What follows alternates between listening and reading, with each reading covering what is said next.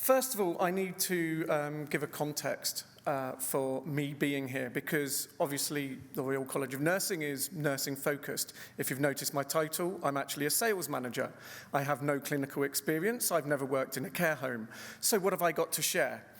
Well, I've been working in the nursing industry for 10 years or so, and I've been noticing a trend that has been happening since the beginning of nursing and that affects care workers and care homes. And I have one point, and I will try and get to it, but I want to give you the context first. So, who are the RCNI? The RCNI are a wholly owned subsidiary of the RCN.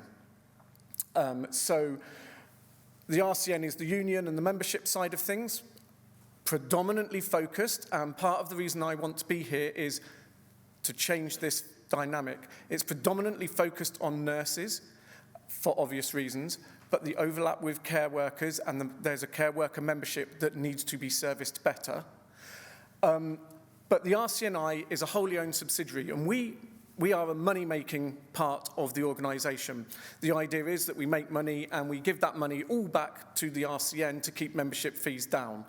The idea there being that if there's something that's relevant to everybody, it comes under membership. If there's something that we think people may not use, then we make it available for a cost. So people who are under membership aren't paying for things they don't want for other people to use. That's who we are. As I said, I am a salesperson, a sales manager within that. And the relevance for care homes and workers is what I want to get to. So I'm going to go through a very brief history of nursing responsibility. And what I want you to notice here is none of the details. I may even have some of the details wrong, but there's a trend that I really want you to notice. So in 1950s, which is maybe about 50, 60 years after nurses started being active, so back in the beginning, nurses did what we would now call care work. They had no clinical experience. They changed bed sheets. I mean, it was really, really basic stuff right back at the beginning. But in the 1950s, there was a first clinical nursing course at Edinburgh University. In the 1960s, there was the first nursing degree. In the 1970s, there was, from the government nurse process, they started applying explicitly assessment, planning, implementation, and evaluation. Okay, now what I want you to notice as I go through these things is that there's increasing responsibility. It starts off very basic. When nursing first came around, it was very, very basic. And then there's increasing responsibility. In the 1990s, there was Project 2000, I think it was at this point, or part of Project 2000, nurses started, for example, to have the responsibility of being able to administer prescriptions. Okay, and that was previously it was a doctor's responsibility, and nurses started to take on this responsibility. And NHS Direct, essentially, we phone up the NHS Direct and we ask them questions that we would normally go to a doctor for, but it's nurse-led. And so nurses are taking on doctor responsibilities. In 2000s, we had the NHS plan, again, increasing responsibility, and education, CPD, comes into it very, very strongly. And in the 2010s, we had the EU referendum, which isn't specifically nursing related, but obviously, as a result of that, there's been a drop in nurses coming from the EU, and at least until there's been a rebalance of drawing nurses from the rest of the world and from our own UK workforce, there's a depletion of nursing resources. Okay, and I know that one of our talkers is going to be talking about international recruitment, for example. So what I'm trying to do is set a scene here for some of the other talkers. And then also in the 2010s and completed more recently was the Willis Commission. And one of the things that the Willis Commission said was that Healthcare service providers must fully support nursing education. Now, that's an interesting thing, isn't it? Because where am I getting to? My big point is that nurses started off very basically. Over decades and even the last century, they've taken on increasing responsibility. But that means that there's a void at the bottom end of nursing, and care home workers and care homes are taking on the responsibility that was nurses.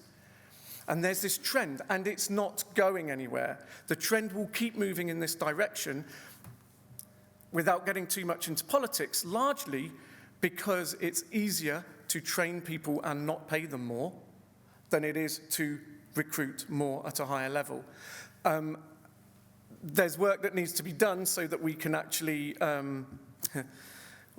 get the right salaries and recognise the fact that care home workers are a skilled workforce, for example. But at the same time, this trend is happening and there's not a lot we can do about it. And just to make that point slightly more vivid, I will just quote a couple of things that are currently on the government website from the Department of Health and Social Care. They say that they want their people to be able to say that they have a rewarding career with clear opportunities to develop and progress, and that they are able to develop new skills that help me tackle new challenges as I become more experienced.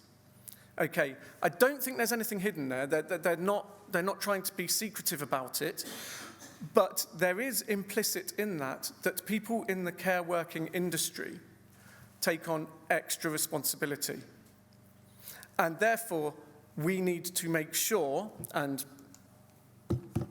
that we can support that in CPD.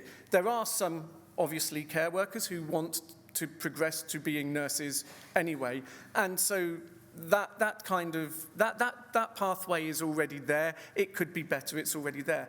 But we also have to accept the fact that care workers are going to be asked to take on extra responsibility, and that means, as an industry, we need to find ways of demonstrating and recognizing that it's becoming a skilled workforce that we can support properly.